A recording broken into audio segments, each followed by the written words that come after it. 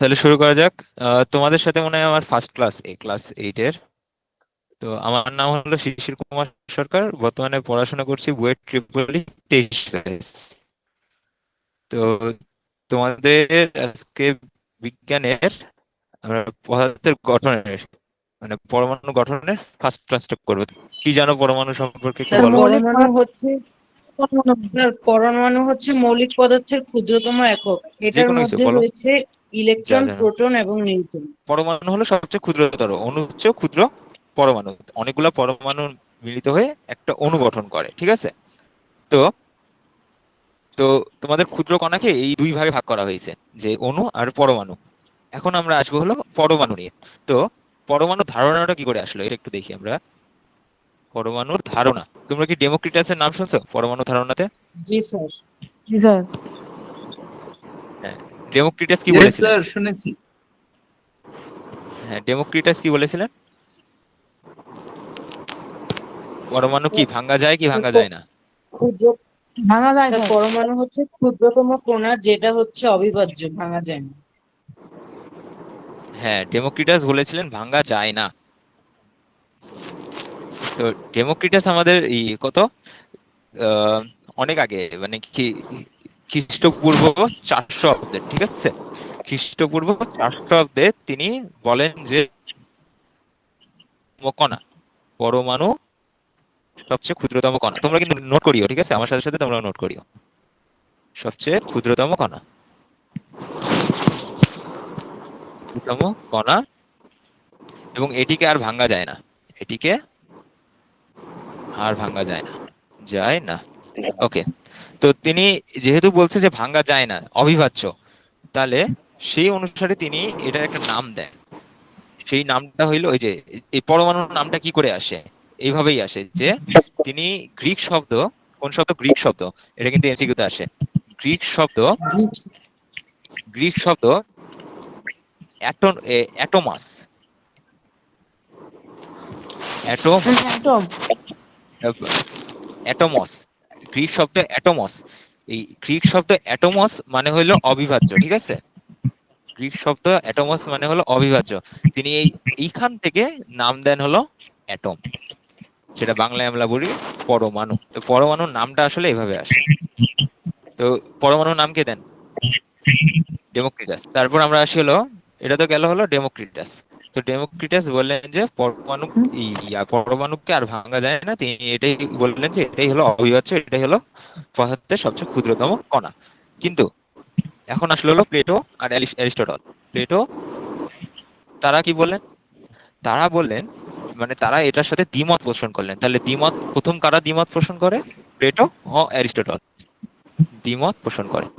মানে তারা এটা মানে না যে পরমাণু অবিভাজ্য। তারা মনে করে যে পরমাণুকে আরো ক্ষুদ্র কণায় ভাঙা যায়। এটা হলো তার সময়, এটা কিন্তু তার সময়কারই, মানে তিনি যখন এই কথাটা বলছিলেন তখনকার সময়ে, যে 400 অব্দের দিকে, খ্রিস্টপূর্ব 400 অব্দের দিকে তিনি যখন এই এই কথাটা বলেন, তখন এই প্লেটো এবং অ্যারিস্টটল এটা দ্বিমত পোষণ করেন। ওকে। অ্যারিস্টটলের মতে পদার্থ, এই পদার্থ সমূহ হলো নির্বিচ্ছিন্ন, মানে একে যতই ভাঙা হোক না কেন এটা আরো ক্ষুদ্র থেকে ক্ষুদ্রতর করায় পরিণত হতে থাকে। এটা হলো অ্যারিস্টটলের মতবাদ। অ্যারিস্টটল বলেছিল যে এই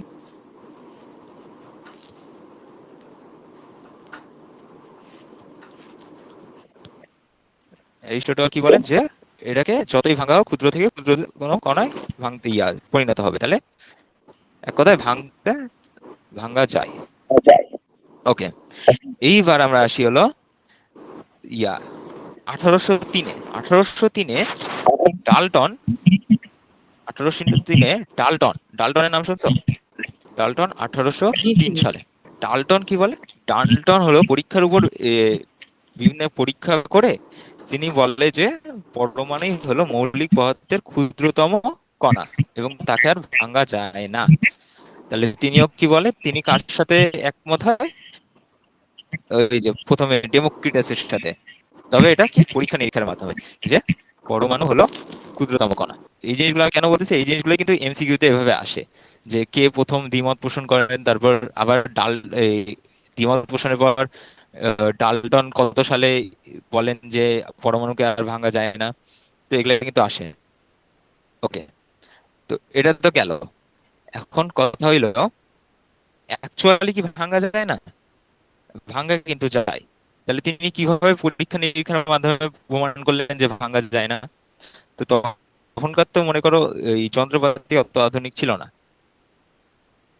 হচ্ছে পরমাণুকে ভাঙা যায়, পরমাণুকে ভাঙলে পাওয়া যায় হলো ইলেকট্রন, প্রোটন আর নিউট্রন। ঠিক আছে, এখন মজার বিষয় হলো এই ইলেকট্রন, প্রোটন, নিউট্রন এগুলাকেও ভাঙা যায়।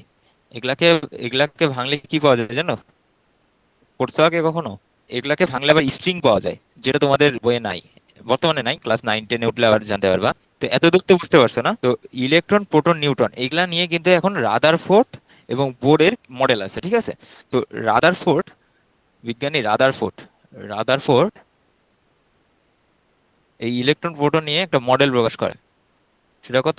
1911 সালে, 1911 সালে রাদারফোর্ড পরমাণু মডেল একটা করে, একটা পরমাণু মডেলে সেটা হলো কি, এটাকে সৌরজগতের সাথে তুলনা করা হয়। ঠিক আছে, সৌরজগতের সাথে তুলনা করা হয়। কেন? এটা আমরা একটু পরে দেখি। রাদারফোর্ড, আচ্ছা, রাদারফোর্ডের মতে কি হলো, রাদারফোর্ড বলেছিল যে পরমাণু ইয়া পদার্থের মানে একটা পরমাণু সবগুলা ভর একটা নির্দিষ্ট জায়গায় কেন্দ্রীভূত থাকে, এবং এর চারপাশে, যেমন সূর্যের চারপাশে গ্রহগুলা একটা নির্দিষ্ট কক্ষপথে ঘোরাঘুরি করতেছে, তেমনি ইলেকট্রন গুলাও এভাবে ঘোরাঘুরি করতেছে। এইরকম আর কি মত দেন।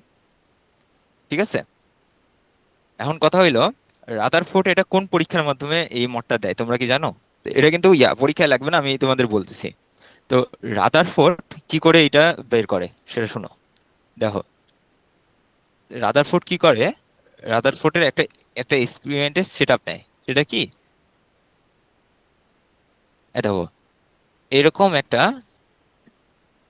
এরকম একটা ইয়ার মতো নেয় আর কি, এরকম একটা এই কি বলে আবদ্ধ একটা জায়গা নেয়। ঠিক আছে, এরকম আবদ্ধ একটা জায়গা, এই এই পাতগুলায় একটা একটা বিশেষ পদার্থ লাগায়, সেটা হলো জিঙ্ক সালফেট। জিঙ্ক সালফেট লাগায়, যার ফলে কি হয়, এটার উপর যদি কোনো ধনাত্মক আধান আসে পড়ে, সেটা লাইট দেয়, মানে করে, আলো দেখা যায় আর কি। তো এখানে দেওয়া হয় হলো জিঙ্ক সালফেট। ওকে, তো তিনি কি করে, তিনি একটা সোনার পাতকে এর মাঝামাঝি একটা জায়গায় রাখে, পাতলা, খুবই পাতলা সোনার পাত, খুবই পাতলা সোনার পাতকে রাখে। ঠিক আছে, তো তিনি কি করে, এখান থেকে ধনাত্মক আধান ছুড়ে, এই যে একটা যন্ত্র রাখে, এই যন্ত্রটার কাজ হলো আলফা কণা ছোড়া। আলফা কণা তোমাদের জানা লাগবে না এখন। আলফা কণা ধরে নাও যে একটা ধনাত্মক আধান, এটার অ্যাকচুয়াল ফরম্যাট হলো এইরকম। আলফা কণা যে এটা একটা দ্বি ধনাত্মক আয়ন। ঠিক আছে, দ্বি ধনাত্মক আয়ন। তো এক কথায় মনে রাখো যে এটা একটা প্লাস চার্জ, এটা পজিটিভ চার্জ। ধরে নাও যে এটা একটা পজিটিভ কিছু, একটা পজিটিভ চার্জ বা পজিটিভ আয়ন।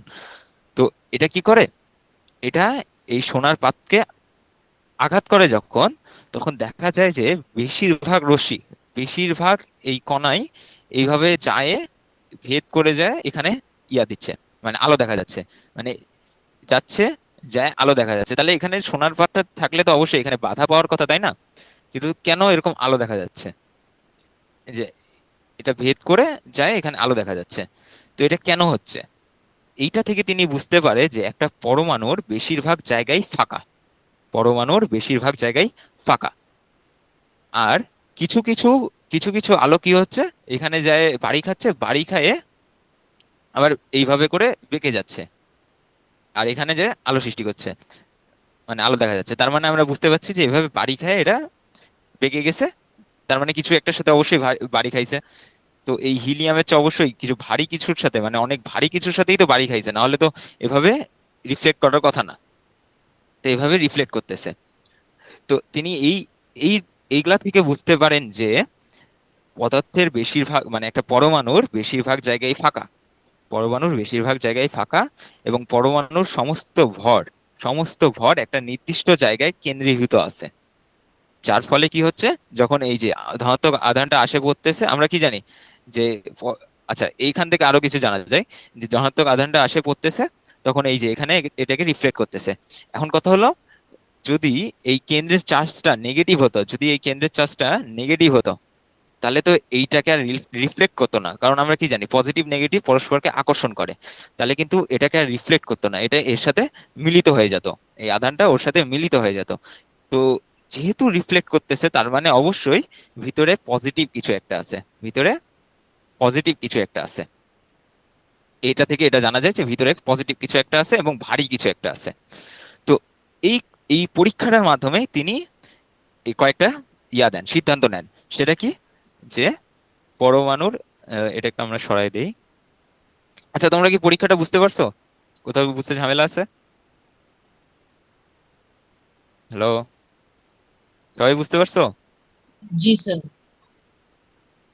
সম্পূর্ণ বোঝা গেছে যে পরীক্ষাটা কি করে কি হয়? আমরা আসি এখন এখান থেকে কি কি সিদ্ধান্ত রাদারফোর্ড নেয় সেটা আমরা একটু নিয়ে আসি। তো সিদ্ধান্ত সমূহ কি কি হয় দেখো, বা রেজাল্ট বলতে পারো, সিদ্ধান্ত বা রেজাল্ট। এই পরীক্ষাটার রেজাল্ট কি কি হয়? এক, তোমরাই বলো তো কি কি রেজাল্ট পাওয়া গেল পরীক্ষাটা থেকে, বলো। স্যার, আমরা পরমাণু সম্পর্কে কি পরমাণুর কি জানতে পারবো? বেশিরভাগ জায়গায় ফাঁকা থাকে। বেশিরভাগ জায়গায় ফাঁকা, স্যার, ওকে। পরমাণুর বেশিরভাগ জায়গা ফাঁকা থাকে। জায়গা ফাঁকা, ওকে। Next sir, point. ভর একটা নির্দিষ্ট জায়গায় থাকে। জায়গা ফাঁকা, হ্যাঁ, ভর একটা নির্দিষ্ট জায়গায় কেন্দ্রীভূত থাকে। ভর, সমস্ত ভর, পরমাণুর সমস্ত ভর, এটা এইভাবে লিখবো না, আমরা লিখবো হলো পরমাণুর সমস্ত ভর নির্দিষ্ট জায়গায় কেন্দ্রীভূত থাকে। তো ভর নির্দিষ্ট জায়গায় কেন্দ্রীভূত থাকে।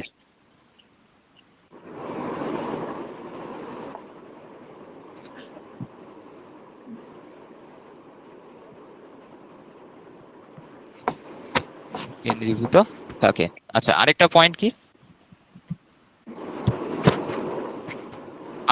আরো কিছু জানতে পারি, বলো তো। যে কেন্দ্রে যে কেন্দ্রে যে ভরটা আছে ওই স্যার, জায়গায় কি চার্জ আছে, কোন স্যার কোন ঋণাত্মক একটা আধান। কোন চার্জটা আছে? পজিটিভ? স্যার ঋণাত্মক। না না, ঋণাত্মক পজিটিভ। না, ধনাত্মক। দেখো, ঋণাত্মক চার্জ থাকলে তো চার্জ এখানে ছুটছিলাম, তো ঋণাত্মক চার্জ ভিতরে যদি ঋণাত্মক চার্জ থাকতো তাহলে তো এই পজিটিভ চার্জকে নিয়ে নিত, তাই না? পজিটিভ চার্জকে নিয়ে নিত, ওটা আর রিফ্লেক্ট করতে পারতো না। কারণ কি জানি যে পজিটিভ নেগেটিভ পরস্পরকে আকর্ষণ করে। বাট পজিটিভ চার্জ, পজিটিভ আর পজিটিভ পজিটিভ মানে একই ধরনের চার্জ পরস্পরকে বিকর্ষণ করে, এটা তো আমরা অনেক আগে থেকেই জানি, তাই না? তোমরা পড়োনি যে পজিটিভ পজিটিভ পরস্পরকে বিকর্ষণ করে, জি স্যার। পজিটিভ নেগেটিভ পরস্পরকে আকর্ষণ করে? ওকে, সমধর্মী চার্জ পরস্পরকে বিকর্ষণ করে। সো পজিটিভ চার্জকে বিকর্ষণ করতেছে, তার মানে ভিতরে অবশ্যই একটা পজিটিভ চার্জ আছে। তাহলে এটাও আমরা এখান থেকে বলতে পারি যে কেন্দ্রে। তো এটা কিন্তু আমরা রাদারফোর্ডের পরমাণু মডেল থেকে জানতে পারলাম। এখন কথা হইলো, এই যে এই এক্সপেরিমেন্টের মাধ্যমে তুমি কি জানতে পারবা যে আহ ইলেকট্রন গুলা বা এটাকে এইভাবে ধরা হয় যে, আচ্ছা, এখানে আরেকটা জিনিস বলার আছে যে মধ্যে যে মধ্যে যে বললাম যে চার্জ গুলা কেন্দ্রীভূত থাকে, এই মধ্যের এটাকে বলা হয় হলো, এটাকে কি বলা হয় জানো? নিউক্লিয়াস। নিউক্লিয়াস। হ্যাঁ, নিউক্লিয়াস। এটা কে নাম দেয়? নিউক্লিয়াস নামটা কে দেয়? রাদারফোর্ড। রাদারফোর্ড। রাদারফোর্ড। হ্যাঁ, রাদারফোর্ড। এটা রাদারফোর্ড ফার্স্ট নিউক্লিয়াস নাম দেয়, এটাও কিন্তু এমসিকিউ তে আসে। তো এই কেন্দ্রে আমরা বলছি নিউক্লিয়াস, এই নিউক্লিয়াসে থাকেটা কি? নিউক্লিয়াসে থাকে হলো, আমরা কি জানি যে পরমাণু কয়টা নিউট্রনকে কি বলি? নিউট্রন, নিউট্রন মানে হলো এর কোনো চার্জ নাই, এর স্যার চার্জ নাই। স্যার, কোনো চার্জ নেই। হ্যাঁ, আর ইলেকট্রন, ইলেকট্রনকে আমরা কি বলি? ঋণাত্মক চার্জ যুক্ত। একটা কথা ছিল, হ্যাঁ, বলো। স্যার ধনাত্মক আর ঋণাত্মক বলতে স্যার হলো কি বোঝায়?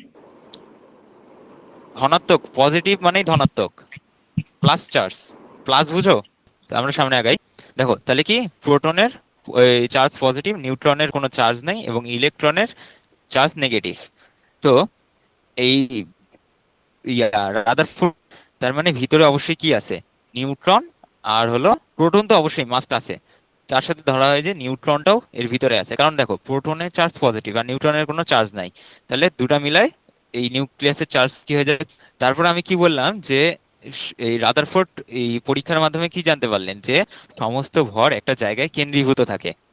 তো এই কেন্দ্রীভূত থাকে এই জায়গাটার এই চার্জে, মানে এই জায়গাটা যে ধনাত্মক সেটাও আমরা রাদারফোর্ড এক্সপেরিমেন্টের মাধ্যমে জানতে পারি যে এই যে যখন আমরা পজিটিভ চার্জ দিয়ে এটাকে নিক্ষেপ করছি এর উপর, তখন সেটাকে বিকর্ষণ করতেছে। আর পজিটিভ পজিটিভ আমরা জানি পরস্পর মানে একই সমধর্মী চার্জ পরস্পরকে বিকর্ষণ করে, তাহলে এর মাধ্যমে আমরা জানতে পারি যে ভিতরে যে কেন্দ্রীভূত যে চার্জটা আছে সেটা হলো পজিটিভ। তো এর মাধ্যমে আমরা বলতে পারি যে নিউক্লিয়াস পজিটিভ। এতদূর তো বুঝছো? তো নিউক্লিয়াস যদি পজিটিভ হয় আর প্রোটনের চার্জ যদি পজিটিভ হয়, তার মানে অবশ্যই ওই নিউক্লিয়াসের মধ্যে প্রোটন আছে আর নিউট্রনের চার্জ নেই। তাহলে এই প্রোটনের সাথে ধরা হয় যে ভর কিন্তু ইলেকট্রনের তুলনায় অনেক বেশি। এটা যখন তোমরা আরো উপর ক্লাসে যাবা তখন দেখতে পারবা যে প্রোটনের ভর ইলেকট্রনের ভরে প্রায় 1880 গুণের মতো। এরপর আমরা আগাই। এখন এই যে এই পরীক্ষাটা যে করলেন, এই পরীক্ষার মাধ্যমে কিন্তু তিনি জাস্ট বলে দিলেন যে সৌরজগতের সাথে তুলনা করে বলে দিলেন যে সৌরজগতে যেমন পৃথিবী সূর্যকে কেন্দ্র করে পৃথিবী, তেমনি ইলেকট্রন গুলো এই নিউক্লিয়াসকে কেন্দ্র করে বিভিন্ন কক্ষপথে ঘুরতেছে। সৃষ্ট কক্ষপথের কথা বলেননি, এরকম করে তিনি বলে দিয়েছেন র্যান্ডম কক্ষপথে ঘুরতেছে। তো তিনি কিন্তু নির্দিষ্ট কক্ষপথের কথা বলেনি, এটা কিন্তু জানতে হবে যে তিনি রাদারফোর্ড। তারপর আসে আমাদের হলো নিলস বোর, বোর পরমাণু মডেল। যে রাদারফোর্ডের তিনি এই পরমাণু মডেলটা দেন 1913 সালে। এটা কিন্তু ওই রাদারফোর্ড পরমাণু মডেলের উপর ভিত্তি করেই এই বোর পরমাণু মডেলটা দেওয়া হয়, বাট ওটা একটু আপডেটেড স্যার ভার্সন নেটওয়ার্কের এরকম কারণে আর আপনার কি। কথা দেখো আটটা আটটা রাদারফোর্ড শোনা দিছিল যাচ্ছে। কত 1911 সালে, আর বোর পরমাণু মডেল। স্যার কিছু স্যার শুনতে আরেকবার পারেন? বলবেন? তো রাদারফোর্ড কিন্তু নির্দিষ্ট কোনো কক্ষপথের কথা বলেনি। রাদারফোর্ড জাস্ট বলছে যে সূর্যকে যেমন কেন্দ্র করে গ্রহগুলো ঘুরতেছে বিভিন্ন কক্ষপথে, তেমনি পরমাণুতে এই যে নিউক্লিয়াসকে কেন্দ্র করে বা এই যে এই যেটা কেন্দ্রে আছে এই নিউক্লিয়াসকে কেন্দ্র করে এই ইলেকট্রন গুলা বিভিন্ন কক্ষপথে র্যান্ডম কোনো কক্ষপথে ঘুরতেছে। তো রাদারফোর্ড কিন্তু তাহলে নির্দিষ্ট কোনো কক্ষপথের কথা বললো না, তাই না? জি স্যার। ওকে, তাহলে আমরা বোর পরমাণু মডেল শুরু করি। তো বোর পরমাণু মডেল এই রাদারফোর্ড পরমাণু মডেলেরই আপডেটেড ভার্সন। মানে তিনি যা ভুল ভুল করছেন সেগুলাকেই ঠিক করে এই বোর পরমাণু মডেল দিচ্ছেন। তো বোর পরমাণু মডেলটা কত সালে আসে দেখো 1913 সালে, জাস্ট 2 বছর পরেই। তিনি কি বলেন? তিনি বলেন যে এই যে বোর পরমাণু মডেলটা অনেকটা এরকম যে কেন্দ্রে কেন্দ্রে নিউক্লিয়াস আছে, তার চারপাশে নির্দিষ্ট কক্ষপথে ইলেকট্রন গুলো ঘুরতেছে এই বৃত্তাকার কক্ষপথে। তিনি কক্ষপথ গুলা বলেন যে বৃত্তাকার। এই দেখো এরকম নির্দিষ্ট কক্ষপথে ইলেকট্রন গুলা। তো এটা যদি আমাদের নিউক্লিয়াস হয় তাহলে এই যে এর কক্ষপথে এই যে এভাবে ইলেকট্রন গুলো ঘুরতেছে, এগুলো হলো আমাদের ইলেকট্রন। এগুলো হলো আমাদের ইলেকট্রন। ওকে, তো তোমাদের যদি আমি একটা চিত্র দেখাই যে কি করে এই মডেল গুলো আসলো এই যে তোমাদের বইয়ে যে চিত্রটা দেওয়া আছে, যে এই যে এখানে প্রোটন আর হলো এখানে প্রোটন আর নিউট্রন আছে মধ্যে, যে মধ্যে প্রোটন আর নিউট্রন আছে, আর হলো এই যে এর একটা নির্দিষ্ট কক্ষপথে ইলেকট্রন গুলো ঘুরতেছে। আর দেখো ইলেকট্রন আর নিউক্লিয়াসের মধ্যবর্তী বেশিরভাগ জায়গায় ফাঁকা, যেটা আমরা আগে থেকেই জানছি। ওকে, তো এই হলো তোমাদের পরমাণু মডেল। তো এতটুকু কি ধারণা ক্লিয়ার হয়েছে যে পরমাণু মডেলটা কিরকম? যে বোর্ড বলেন যে পরমাণু মডেলটা কিরকম, যে একটা নির্দিষ্ট নিউক্লিয়াসটা কেন্দ্রে রাখে, এর চারপাশে বৃত্তাকার কক্ষপথে ইলেকট্রন গুলো ঘুরতেছে। মানে এক কথায় তিনি নির্দিষ্ট কক্ষপথের কথাটা বলেন। বুঝতে কি পারছো? রাদারফোর্ড আর বোর পরমাণু মডেলে এটাই পার্থক্য। জি স্যার। পারমাণবিক সংখ্যা, ভর সংখ্যা ও আইসোটোপ এগুলা নিয়ে আলোচনা করব। প্রথমে আসি পারমাণবিক সংখ্যা। পারমাণবিক সংখ্যাটা কি? প্রোটন সংখ্যাকেই পারমাণবিক সংখ্যা বলা হয়। কোন পরমাণুতে প্রোটন সংখ্যাই হলো পারমাণবিক সংখ্যা। এগুলা কি? এক একটা গ্যাস। তো এই গ্যাসগুলা কি অনেকগুলা পরমাণুর সমন্বয়ে গঠিত না? যেমন হাইড্রোজেন গ্যাস। হাইড্রোজেন গ্যাস কি শুধু হাইড্রোজেন পরমাণু দ্বারা গঠিত না? হাইড্রোজেন গ্যাস কি শুধু হাইড্রোজেন পরমাণু দ্বারাই গঠিত? অক্সিজেন গ্যাস কি শুধু অক্সিজেন পরমাণু দ্বারাই গঠিত? প্রত্যেকটা পরমাণুরই কিন্তু আলাদা আলাদা করে পারমাণবিক সংখ্যা আছে। যে হাইড্রোজেন পরমাণুর যেমন পারমাণবিক সংখ্যা হলো 1, অক্সিজেন পরমাণুর কিন্তু পারমাণবিক সংখ্যা 8। তো এভাবে কিন্তু আমরা পারমাণবিক সংখ্যার মাধ্যমে পরমাণুকে আলাদা করতে পারি। তো এগুলা তুমি যদি এখন বলো যে হাইড্রোজেন পরমাণু, তাহলে কি একটা নির্দিষ্ট পরমাণুকে বোঝাচ্ছে না? তো এই নির্দিষ্ট পরমাণুকে আমরা পারমাণবিক সংখ্যা দিয়ে কি করে আইডেন্টিফাই করব? তো এটাকে কি বলবো যে এই হাইড্রোজেন পরমাণুর পারমাণবিক সংখ্যা হলো 1, অক্সিজেন পরমাণুর পারমাণবিক সংখ্যা হলো 8। মুখস্থ করা লাগবে, 18টা মুখস্থ করা লাগবে। তাহলে বলো তো হাইড্রোজেন, আমাকে একটা করে মৌলের নাম বলো আর তাদের পারমাণবিক সংখ্যা বলো। স্যার হাইড্রোজেনের পারমাণবিক সংখ্যা 1, এটা আমরা একটু বড় কার্বনের করি। কার্বনের পারমাণবিক সংখ্যা হচ্ছে 6। তা হয়, সিরিয়ালি হ্যাঁ। বলবো। হ্যাঁ, বলতে থাকো। হাইড্রোজেন হচ্ছে সিরিয়ালি বলো, hydrogen, helium. Hydrogen 1, hydrogen hydrogen 1, 1, helium 2, helium 2।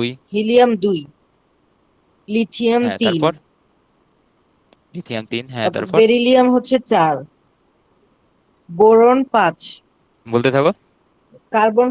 Carbon 6, nitrogen 7, oxygen 8, fluorine 9, হুম। Neon 10, sodium 11, magnesium 12, aluminium 13, silicon 14, phosphorus phosphorus 15। 15, sulphur 16, sulphur 16, তারপর হ্যাঁ, তারপর ক্লোরিন তারপর হচ্ছে 17, আর্গন 18। আর্গন হচ্ছে 18। ওকে। তো এগুলার হাইড্রোজেনের কিন্তু একটা নির্দিষ্ট প্রতীক আছে, মানে প্রত্যেকটার জন্যই কিন্তু একটা নির্দিষ্ট করে প্রতীক আছে। তো প্রতীকগুলো আমি একটু লেখাই দিচ্ছি, দেখো। হাইড্রোজেনের, আচ্ছা এখানে এটা স্যার গাঢ় হয়ে গেছে হাইড্রোজেন বেশি। হচ্ছে এইচ। এইচ দ্বারা প্রকাশ করা হয়, হ্যাঁ। হাইড্রোজেনকে এইচ দ্বারা প্রকাশ করা হয়। তারপর হিলিয়ামকে, স্যার এইচ ই। হিলিয়ামকে এইচ দ্বারা প্রকাশ করা হয়, হ্যাঁ। এগুলা প্রকাশ করা হয় মূলত তাদের ওই যে নামের প্রথম দুই অক্ষরকে। তুমি যদি হাইড্রোজেনকে ইংরেজিতে স্যার লিখো তাহলে কি হবে? Hydrogen, hydrogen. তো এই যে প্রথম অক্ষর এইচ। স্যার আর হিলিয়াম, লিথিয়াম, লিথিয়াম হচ্ছে এল। হিলিয়াম বানানটা কি? Lithium, LI. দেখো, হাইড্রোজেন আর হিলিয়ামকে পার্থক্য করার জন্য এইচই নেওয়া হয়, এরকম করে এই নামগুলো আসছে। তো এটার প্রতীক কি? এইচ। এটা হলো এইচ ই। দেখো, প্রথমটা বড় হাতের, পরেরটা কিন্তু ছোট হাতের হবে। তারপর হলো লিথিয়ামের এলআই। তারপর হলো বেরিলিয়ামের বিই, বোরনের শুধু বি, কার্বনের সি, নাইট্রোজেনের এন, অক্সিজেনের ও, ফ্লোরিনের এফ, তারপর নিয়নের এন, এনই। ওকে, সোডিয়ামের এনএ। সোডিয়াম, আচ্ছা তোমরা বলতে পারো সোডিয়ামের সাথে এন এর কি সম্পর্ক? বলতে পারবা? সোডিয়ামকে কোনোভাবে ইংরেজিতে করলে কি এনএ আসে? যেমন এগুলোর কি ইংরেজি নামের প্রথম দুই অক্ষর বা প্রথম এক অক্ষর থেকে প্রতীকগুলো আসতেছে, বাট সোডিয়ামের ক্ষেত্রে দেখো, সোডিয়ামকে যদি আমি ইংরেজিতে লিখি, কোথাও কি এনএ আছে? তো সোডিয়ামের এই এনএটা আসছে আসলে গ্রিক থেকে। সোডিয়ামের এটা তো আমরা বাংলা বলতেছি সোডিয়াম, তো এটার গ্রিক শব্দ কোনো কিছু আছে এনএ দিয়ে, তাই জন্য এনএ আসছে। মানে সবকিছু কিন্তু ইংলিশ থেকে নেওয়া হয়নি, কোনোটা কোনোটা গ্রিক থেকে নেওয়া হয়েছে, কোনোটা ইংলিশ থেকে নেওয়া হয়েছে, এরকম করে নামগুলো আসছে। ওকে। তো ম্যাগনেসিয়ামের এমজি, অ্যালুমিনিয়ামের এল, সিলিকনের এসআই, তারপর হলো ফসফরাসের পি, তারপর সালফারের এস, ক্লোরিনের সিএল, আর আর্গনের এআর। ওকে, এগুলো তোমাদের কাজ হলো মুখস্থ করা। মুখস্থ করা আছে? জি স্যার। জি স্যার। ওকে। মুখস্থ করা না থাকলে কিন্তু, ওকে, মুখস্থ না করা থাকলে অবশ্যই নেক্সট ক্লাসে মুখস্থ করে আসবে, নাহলে এগুলো মুখস্থ না থাকলে কিন্তু সামনে আগানো যাবে না। তো যেহেতু মুখস্থ আছে, তাহলে আমরা একটু সামনে আগাতে পারি। তো হাইড্রোজেনের কি বললাম?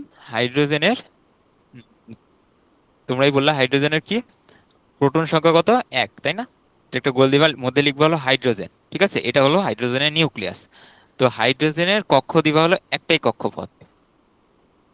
একটাই কক্ষপথ, হাইড্রোজেনের ইলেকট্রন যেহেতু একটাই, সেহেতু এই বরাবর একটা ইলেকট্রনই ঘুরে বেড়াবে, ঠিক আছে? এখন কথা হইলো কক্ষপথ, এই যে এটাকে বলা হবে কি প্রথম কক্ষপথ, তাই না? প্রথমে আছে তাই প্রথম কক্ষপথ। প্রথম কক্ষপথ, তাই না? বলো তো, যদি এখানে হাইড্রোজেন না নিয়ে আমরা যদি এখানে অন্য কিছু নিতাম, মনে করো যেটার দুইটা কক্ষপথ আছে, যেমন লিথিয়াম। লিথিয়ামে দেখো তো আমি এখানে দুইটা কক্ষপথ আঁকছি, এটা হলো তার নিউক্লিয়াস, এটা হলো তার নিউক্লিয়াস, আর এটা হলো তার প্রথম কক্ষপথ, এটা হলো তার নিউক্লিয়াস, লিথিয়ামের নিউক্লিয়াস। এখানে দেখো লিথিয়ামের কয়টা প্রোটন বলো তো, লিথিয়ামের প্রোটন কয়টা, লিথিয়ামের প্রোটন সংখ্যা কয়টা? ওকে, তো তোমাদের একটা কথা বলা হয়নি যে প্রোটন সংখ্যা একটা, এই যে এটা যদি একটা ইয়া হয়, নিউক্লিয়াস, মানে একটা যদি পরমাণু হয়, পরমাণুর কি কোনো চার্জ আছে, মানে পরমাণুর কোনো নিট চার্জ আছে? পরমাণুর নিট স্যার কি কোনো চার্জ চার্জ আছে, মানে নিরপেক্ষ। চার্জ নিরপেক্ষ? হ্যাঁ, এই কথাটা বলা হয়নি, পরমাণু কিন্তু চার্জ নিরপেক্ষ, পরমাণু চার্জ নিরপেক্ষ। কেন চার্জ নিরপেক্ষ বলতে পারবা? আমরা তো দেখলাম প্রোটনের চার্জ পজিটিভ, ইলেকট্রনের চার্জ নেগেটিভ, তাহলে কেন চার্জ নিরপেক্ষ? তো এখানে একটু লিখে দিই, দেখো পরমাণু কিন্তু চার্জ নিরপেক্ষ, পরমাণু চার্জ নিরপেক্ষ। এটার কারণ হইল কোনো পরমাণুতে নিউট্রন তো চার্জহীন, আর proton positive, electron negative. Proton আর ইলেকট্রনের সংখ্যা সমান থাকে, প্রোটন ও ইলেকট্রন সমান থাকে একটা পরমাণুতে, প্রোটন আর ইলেকট্রন সংখ্যা সমান, সংখ্যা সমান। আর নিউট্রন তো চার্জহীন, নিউট্রন চার্জহীন, চার্জহীন। তাহলে আলটিমেটলি কি হয়ে যায়, প্রোটন মনে করো একটা হাইড্রোজেন পরমাণু, হাইড্রোজেন পরমাণুতে আসি, হাইড্রোজেন পরমাণু, ঠিক আছে, হাইড্রোজেনের পরমাণুতে যদি একটা প্রোটন থাকে, যদি একটা প্রোটন থাকে তাহলে অবশ্যই অবশ্যই একটা ইলেকট্রনই থাকবে। নিউট্রন জয়টা থাকুক থাকুক বা না থাকুক সেটার সাথে আমাদের কোনো যায় আসে না, একটা প্রোটন যদি থাকে অবশ্যই একটা ইলেকট্রনই থাকবে। তাহলে প্রোটন যদি একটা থাকে, একটা যদি ইলেকট্রন থাকে, প্রোটন পজিটিভ, ইলেকট্রন নেগেটিভ, তো এই পজিটিভ নেগেটিভ মিলাই চার্জহীন হয়ে যায়, আর নিউট্রন তো চার্জবিহীন, সেজন্য এই দুটো মিলাই চার্জ শূন্য হয়ে যায় বা চার্জহীন হয়ে যায়। বুঝতে পারছো যে কেন একটা পরমাণুর চার্জ নিষ্ক্রিয়? একটা কি হয়ে যায়, পজিটিভ আর নেগেটিভ চার্জ মিলাই চার্জহীন হয়ে যায়। ওকে, তাহলে এখন আমরা এখানে আসছি যে, তাহলে দেখো লিথিয়ামের যদি তিনটা প্রোটন থাকে তাহলে ইলেকট্রনও থাকবে তিনটাই, তিনটা ইলেকট্রনও থাকবে, ইলেকট্রনও তিনটাই থাকবে, তিনটা প্রোটন থাকলে তিনটাই ইলেকট্রন থাকবে। তো এখন এই তিনটা যদি ইলেকট্রনকে একটা পরমাণু মডেলে সাজাতে চাও, তাহলে দেখো আমরা কিভাবে দেই, এই যে একটা, দুইটা। এখন কথা হলো আমি এই এই কক্ষপথে আমি আরেকটা ইলেকট্রন দিতে পারবো না, আমাকে আরেকটা ইলেকট্রন দিতে হলে এই যে সেকেন্ড কক্ষপথে দিতে হবে।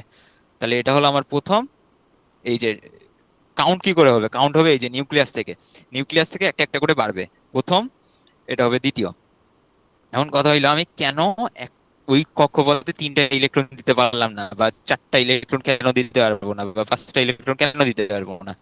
আমি সর্বোচ্চ প্রথম কক্ষপথে আমি সর্বোচ্চ দুইটা ইলেকট্রনই দিতে পারবো, ঠিক আছে। দ্বিতীয় কক্ষপথে আমি সর্বোচ্চ আটটা ইলেকট্রনই দিতে পারবো। তো এই জিনিসগুলো ইজ ইকুয়ালস টু 2n², যেখানে n হলো কক্ষপথের কততম কক্ষপথ সেটা, কক্ষপথের নম্বর। যেমন দেখো এটা প্রথম কক্ষপথ, তাই না? তো প্রথম কক্ষপথ তাহলে n কি, এটার ক্ষেত্রে n ইজ ইকুয়ালস টু 1। যেমন এটা দ্বিতীয় কক্ষপথ, এটার জন্য কি n ইজ ইকুয়ালস টু 2। তাহলে প্রথম কক্ষপথের জন্য কি আসবে, প্রথমের জন্য দেখো 2, n এর জায়গায় কি বসবে, 2 × n এর জায়গায় বসে যাবে হলো 1², 1² মানে তো 1ই, তাহলে 2 × 1, তার মানে সর্বোচ্চ দুইটা ইলেকট্রন থাকতে পারবে প্রথম কক্ষপথে। আর যদি আমি দ্বিতীয় কক্ষপথে আসি, তাহলে 2 × 2 ² তাহলে 2 × 2 = 4, 4 × 2 = 8। তার মানে দেখো প্রথম কক্ষপথে সর্বোচ্চ দুইটা ইলেকট্রনই থাকবে, দ্বিতীয় কক্ষপথে সর্বোচ্চ আটটা ইলেকট্রনই থাকবে। এবার কি বুঝতে পারছো যে আমি কিভাবে বলতেছি যে প্রথম কক্ষপথে জি স্যার। দুইটা দিছি, তারপর আমি আরেকটা ইলেকট্রন দ্বিতীয় কক্ষপথে দিয়ে দিছি। যদি যদি এখানে 9টা ইলেকট্রন থাকতো, মনে করো 10টা ইলেকট্রন আছে মোট, তাইলে এখানে দুইটা থাকতো, পরের কক্ষপথে আটটা থাকতো, তাহলে 10টা হয়ে গেল। যদি 11টা ইলেকট্রন থাকতো তাহলে প্রথম দুই কক্ষপথে কি দুইটা, আটটা, 10টা, পরের পরের ইলেকট্রন দেওয়ার জন্য আরেকটা কক্ষপথ আনতে হতো। তো এইভাবে কক্ষপথ গুলো আঁকবা। বুঝতে পারছো কক্ষপথ বিষয়টা? তাহলে তোমাদের কাজ হবে পারমাণবিক সংখ্যা পড়ে আসা।